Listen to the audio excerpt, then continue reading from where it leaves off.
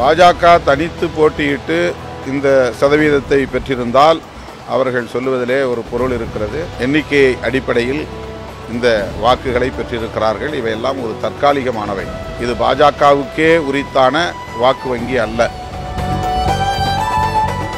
சிதம்பரம் தொகுதியிலே பாஜக போட்டியிட்டது, ஆனால் டெபாசிட் இழந்திருக்கிறார்கள். அந்த வாக்குகள் பாஜக வாக்குகள் அல்ல, பாட்டாளி மக்கள் கட்சியின் வாக்குகள்.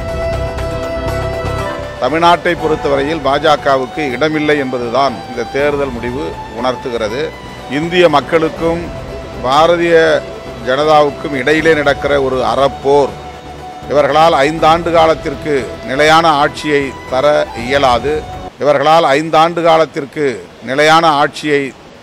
இயலாது. அவர்களுக்கிடையில் அதிகார சண்டை எழலாம். அவர்களுக்கு இடையிலே ஒற்றுமை இல்லாத நிலை ஏற்படலாம். ஆட்சியை காப்பாற்றுவதற்கே அவர்கள் தொடர்ந்து போராடும் நிலை ஏற்பட்டிருக்கிறது. இதன் மூலம் இந்திய மக்கள் தற்காலிகமாக அரசமைப்பு சட்டத்தை பாதுகாத்துள்ளனர் என்றே நம்புகிறோம். பாஜக தனித்து போட்டியிட்டு இந்த சதவீதத்தை பெற்றிருந்தால் அவர்கள் சொல்லுவதிலே ஒரு பொருள் இருக்கிறது. பாட்டாளி மக்கள் கட்சியோடு இணைந்து இதர கட்சிகளோடு இணைந்து அவர்கள் போட்டியிட்ட இடங்களின் எண்ணிக்கை அடிப்படையில் இந்த வாக்குகளை பெற்றிருக்கிறார்கள். இவையெல்லாம் ஒரு தற்காலிகமானவை. இது பாஜகவுக்கே உரித்தான வாக்கு வங்கி அல்ல. சிதம்பரம் தொகுதியிலே பாஜக போட்டியிட்டது, 1.5 லட்சத்திற்கு மேல் வாக்குகளை பெற்றிருக்கிறார்கள், ஆனால் டெபாசிட் இழந்திருக்கிறார்கள். அந்த வாக்குகள் பாஜக வாக்குகள் அல்ல, பாட்டாளி மக்கள் கட்சியின் வாக்குகள். ஆகவே அது எப்படி பாஜக வங்கி கணக்கிலே வாக்கு வங்கி கணக்கிலே சேரும்? எனவே அது ஒரு மாயை. தமிழ்நாட்டை பொறுத்தவரையில் பாஜகவுக்கு இடமில்லை என்பதுதான் இந்த தேர்தல் முடிவு உணர்த்துகிறது.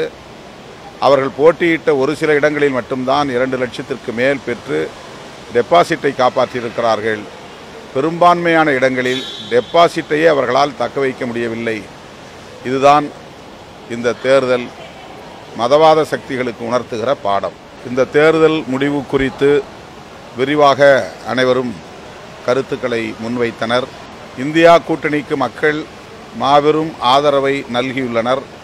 234 இடங்களில் இந்தியா கூட்டணி வெற்றி பெற்றுள்ளது. இது வரலாற்று முக்கியத்துவம் வாய்ந்த ஒரு வெற்றியாகும்.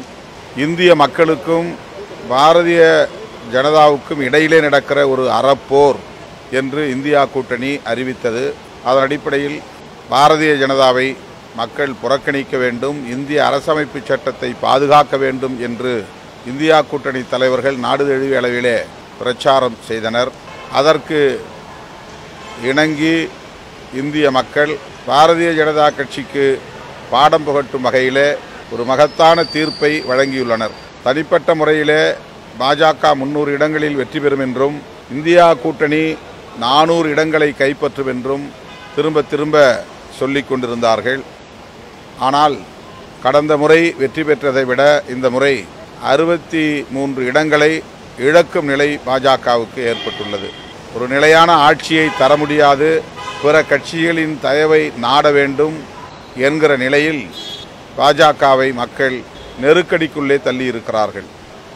இந்தியர்களை இந்துக்கள் என்றும் இந்துக்கள் அல்லாதவர்கள் என்றும் பாகுபடுத்தி மதவெறியை தூண்டினார்கள். குழந்தை ராமருக்கு கோவில் கட்டி கொண்டாட்டம் நடத்தினார்கள். இவையெல்லாம் அரசியல் ஆதாயம் தேடுவதற்கான ஒரு நாடகம் என்பதை பெரும்பான்மை இந்து சமூகமே உணர்ந்து கொண்டது. அதற்கு அடையாளமாகத்தான் உத்தரப்பிரதேசத்தில் படுதோல்வியை பாஜகவுக்கு பரிசாக அளித்துள்ளனர். ஆகவே இந்த தேர்தல் முடிவு என்பது பாஜகவுக்கு எதிராக மக்கள் வழங்கியுள்ள தீர்ப்பு என்பதை இந்தியா கூட்டணி உணர்ந்திருக்கிறது. அதையே ஒரு செய்தியாக நேற்று தலைவர்கள் அறிவித்துள்ளனர்.